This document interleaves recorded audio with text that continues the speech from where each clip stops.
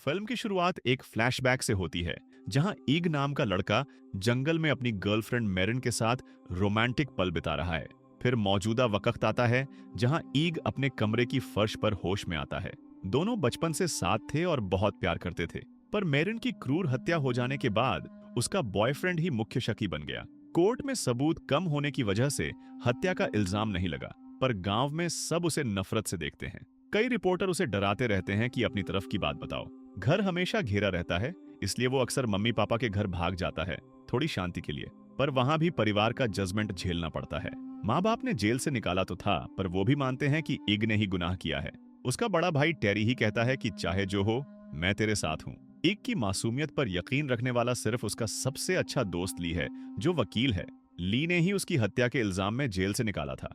दोस्त मिलते हैं तो ली बताता है कि मेरिन की लाश को रखने वाली फॉरेंसिक लैब में आग लग गई और सारे ब्लड सैंपल जल गए। ऊपर से पुलिस को एक अनजान गवाह का नया बयान मिला है कि हत्या वाली रात एग अपनी गर्लफ्रेंड को कार में घसीटता देखा था। उस शाम मेरिन के पापा डेल और कुछ जानकार उस ट्री हाउस पर जाते हैं जहां मेरिन की लाश मिली थी। सब सम्मान देने गए थे। संयोग से इग भी वहां छुपा था और कई घंटे से पी रहा था। वो जानता था कि डेल उसे मेरिन की मौत का जिम्मेदार मानता है। सब जाने के बाद इग मेरिन की याद में लगे सामान को तोड़ता है और उस पर पेशाब भी कर देता है। तभी उसकी पुरानी दोस्त ग्लेना आती है और रोकने की कोशिश करती है, पर एक बात से दूसरी बात हो जाती है और दोनों ट्री हाउस में प्यार कर लेते हैं। अगली सुबह इग होश में आता है तो माथे पर सींग उगते दिखते हैं। वो बहुत डर जाता है। ग्लेना से पूछता है कि क्या वो भी देख रही है, पर ग्लेना जवाब देने की बजाय डोनट्स खाते हुए अपनी सबसे गंदी बातें बताने लगती है। हैरान एक डॉक्टर के पास जाता है। रिसेप्शन पर फॉर्म भर रहा था कि एक बच्चा जोर जोर से चीखने लगा और खिलौने बिखेरने लगा। उसकी माँ, जो ईग के पास बैठी थी, कहती है कि वो उस बच्ची को यहीं छोड़कर भाग जाना चाहती है। ये सुनकर ईग और डर जाता है। फिर नर्स से सुनता है कि उसका बॉयफ्रेंड उसे धोखा दे रहा है। अब ईग समझ जाता है कि सब उससे अपनी गुप्त बातें बताते हैं। डॉक्टर के कमरे में उसे सेडेटिव दिया जाता है और वो सपने में मेरिन से मिलने की याद देखता है। पहली बार चर्च में मिले थे। सेवा के दौरान नजरें मिली। जाने से पहले ईग को मेरिन का टूटा हार मिला। फिर सपना बदलता है जब वो और दोस्त बीच पर खेल रहे थे। दोस्त एरिक ने शॉपिंग ट्रॉली से रैंप से नीचे जाने को चैलेंज किया। ग्लेना ने मना किया, पर मन ही मन सोचा कि अगर किया तो ट्री हाउस में साथ बिताएंगे। ईग ने चैलेंज स्वीकार किया, पर समंदर में गिरा और फंस गया। दोस्त ली ने कूद कर बचाया। उस दोपहर ली ने मेरिन का क्रूसिफिक्स ठीक किया ताकि ईग उसे वापस दे सके। बदले में मेरिन ने फटा खा दिया। उस दिन से दोनों करीब आने लगे। बातों में पता चला कि मेरिन की मां कैंसर से मर चुकी थी और वो पापा के साथ नए शहर आई थी। दोनों करीब होते गए तो इग ने उसे जंगल के बीच वाले घर ले जाकर अपना पसंदीदा जगह बनाया। होश में आता है तो सींग अभी भी है। बहुत उदास होकर वो लोकल पास्टर फादर माउल्ट से मदद मांगने जाता है, पर पास्टर सींग देखकर डर जाता है और कहता है, अब कुछ नहीं हो सकता, भगवान की सजा है। फिर वो सबसे अच्छे दोस्त ली के पास जाता है। हैरानी होती है कि ली को सींग नहीं दिखते। समझता है कि अच्छे लोग नहीं देख सकते। मम्मी पापा के घर जाता है तो माँ से बहुत बुरी बातें पता चलती हैं। वो कहती है, तेरे मसलों से थक गई हूँ, तेरी सूरत भी नहीं देख सकती। एक टूट जाता है और घर से निकलता है। पापा से टकराता है। पापा कहता है, मुझे तुझसे नफरत है क्योंकि तूने मेरिन से वो किया। वो लड़की तेरी जिंदगी का सबसे अच्छा हिस्सा थी। और वो भी कबूल करता है कि फॉरेंसिक लैब में आग लगाई थी क्योंकि बेटे की रक्षा करना उसकी जिम्मेदारी थी। ये सब सुनकर एक भावुक हो जाता है। अब वो अपनी ताकत से पता लगाएगा कि मेरिन को किसने मारा। वो कार में बैठकर बार की तरफ निकलता है, पर रिपोर्टर हमेशा की तरह पीछे पड़ जाते हैं। परेशान होकर इग का आइडिया आता है। सभी रिपोर्टरों को आपस में लड़ने को कहता है। जीतने वाला एक्सक्लूसिव इंटरव्यू लेगा। प्लान काम कर जाता है। सब आपस में लड़ने लगते हैं। इग बिना वक्त गंवाए बार में घुस जाता है। अपनी ताकत से सबको मेरिन की मौत वाली रात की बातें बताने को मजबूर करता है। कई कस्टमर की बातें सुनता है, पर कुछ काम की नहीं। जाने ही वाला था कि एक बूढ़ा बताता है कि एक वेट्रेस ने उस रात उसे और मेरिन को देखा था। उसी ने पुलिस को बताया कि इग मरी हुई मेरिन को कार में घसीट रहा था। इग अपनी कार में वापस आता है और उस दिन के बारे में सोचता है जब वह अपनी जिंदगी की सबसे प्यारी लड़की से शादी का प्रपोज करने वाला था। सिर्फ ली और टेरी को इस सरप्राइज के बारे में पता था और उन्हें बार में आकर सेलिब्रेट करना था। लेकिन जब वो दोनों मिले तो मेरिन ने बताया कि वह लॉस एंजलिस जा रही है और अब रिश्ता आगे नहीं बढ़ाना चाहती। इससे झगड़ा हो गया क्योंकि ईग को लगा कि मेरिन किसी और से प्यार करती है। बात बढ़ी तो मेरिन उठकर चली गई। थोड़ी देर बाद टेरी बार में आया, सोचकर कि प्रपोजल सफल हो गया। लेकिन दुखी ईग ने उसे इग्नोर किया और बिना कुछ कहे चला गया। फिर वह कार में बैठा और बेवजह घूमता रहा जब तक कि एक शांत जगह मिली। और वह सो गया। अगली सुबह दो पुलिस वाले उसे जगाते हैं और पूछते हैं कि मेरिन को आखिरी बार कब देखा था। एक घबरा जाता है और समझ जाता है कि उसके साथ कुछ बुरा हुआ है। पिछले रात झगड़े पर गिल्ट महसूस करके वह रोने लगता है और कहता है कि यह सब उसकी गलती है। पुलिस ने इसे कबूलनामा समझ लिया और ईग मेरिन की हत्या का मुख्य आरोपी बन गया। अब वर्तमान में ईग उस वेट्रेस से मिलता है जिसने उसे आरोपी बताया था। वह पूछता है कि पुलिस को झूठ क्यों बोला कि उसने ईग को मेरिन को कार में घसीटते देखा। वेट्रेस मुस्कुराकर कहती है कि वह बस फेमस होना चाहती थी और टीवी पर आना चाहती थी।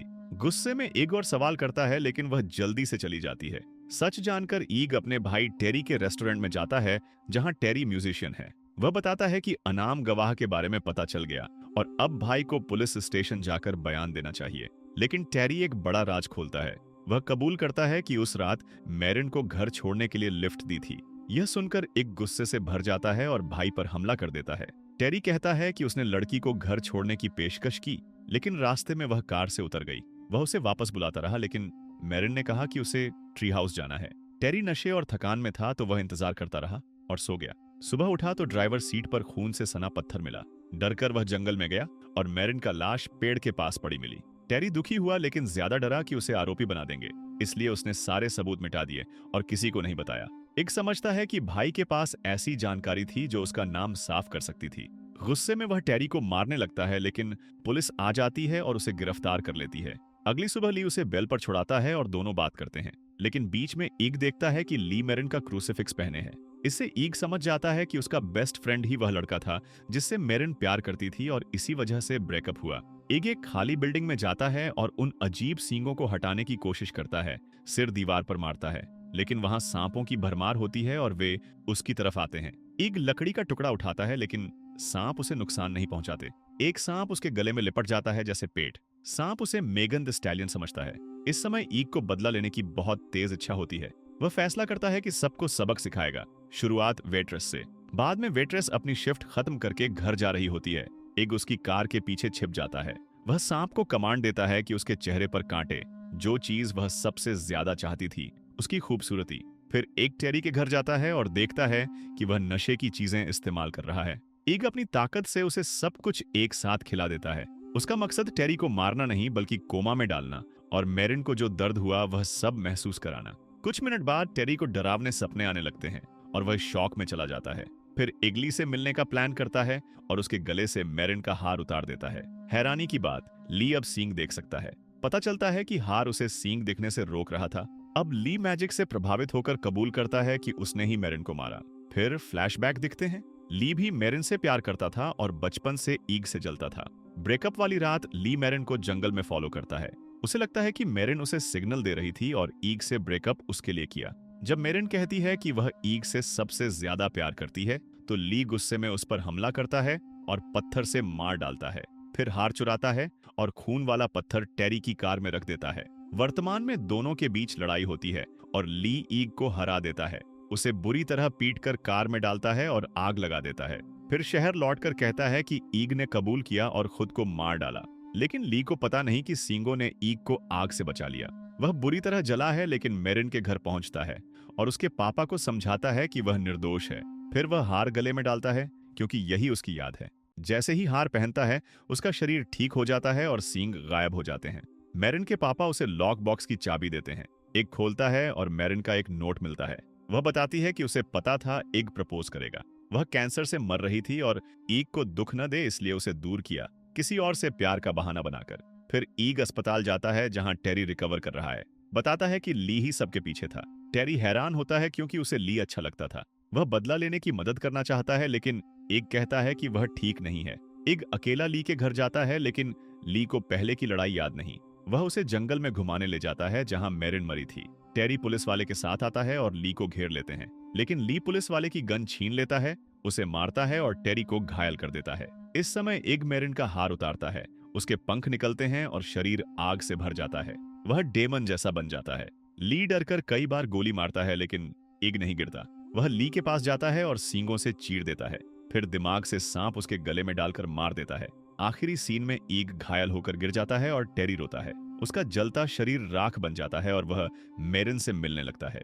और इसी तरह यह शानदार फिल्म खत्म हो जाती है। तो अगर आपको ये मूवी देखकर मजा आया हो तो हमारी इस वीडियो को जरूर लाइक और हाइप दें और कमेंट करना बिल्कुल ना भूलें। हमें बताएं कि अगली बार आप किस मूवी की एक्सप्लेनेशन देखना चाहते हैं। और सबसे जरूरी बात, ज्यादा से ज्यादा शानदार एक्सप्लेनेशन के लिए मूवीटेशन को सब्सक्राइब करना बिल्कुल ना भूलें।